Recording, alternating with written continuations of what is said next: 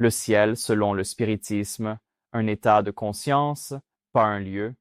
Tout au long de l'histoire, l'idée de ciel a presque toujours été associée à un lieu physique situé au-dessus du monde matériel, habité par des êtres parfaits et réservé comme récompense après la mort. Cette représentation symbolique, bien qu'elle ait eu une valeur éducative à d'autres époques, finit par générer de la confusion lorsqu'elle est interprétée de manière littérale. Le spiritisme propose une compréhension plus rationnelle et profonde de ce concept. Selon cette vision, le ciel n'est pas un espace géographique dans l'univers, mais un état de conscience. Il représente la condition intérieure de l'esprit qui a atteint l'harmonie avec lui-même, avec les autres et avec les lois naturelles de la vie. Il ne s'agit pas d'un prix accordé extérieurement, mais du résultat direct de l'évolution morale et intellectuelle. La science moderne aide à clarifier cette idée. L'astronomie montre que l'univers n'a pas de centre privilégié ni de région destinée à des récompenses spirituelles.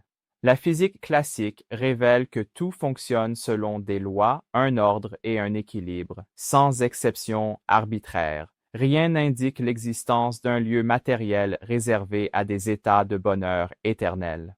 Lorsque nous observons les études contemporaines de la conscience, nous réalisons que le bien-être, la paix et la souffrance sont des expériences internes liées à la manière dont l'esprit interprète la réalité. La psychologie profonde confirme que les états de plénitude ou d'angoisse ne dépendent pas de l'environnement extérieur, mais du niveau d'intégration émotionnelle, éthique et mentale de l'individu. Le ciel, par conséquent, commence à être compris comme un état de conscience élargi, lucide et pacifié. Le spiritisme enseigne que les esprits heureux sont ceux qui ont vaincu l'égoïsme, l'orgueil et l'attachement excessif à la matière.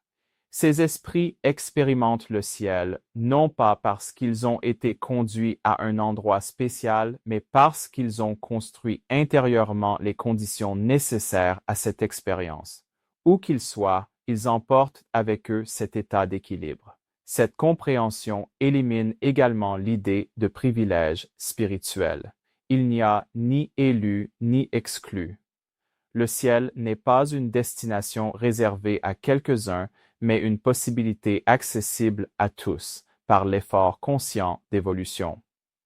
Chaque pas fait vers le bien, la connaissance et l'empathie rapprochent l'esprit de cet état de plénitude.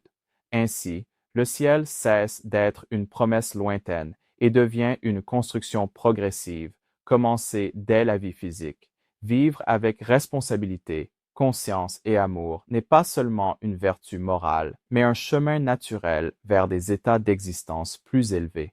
Si cette réflexion vous a aidé à comprendre le ciel sous un nouveau jour, aimez, partagez et laissez votre commentaire. Votre interaction contribue à faire en sorte que ce savoir atteigne plus de personnes.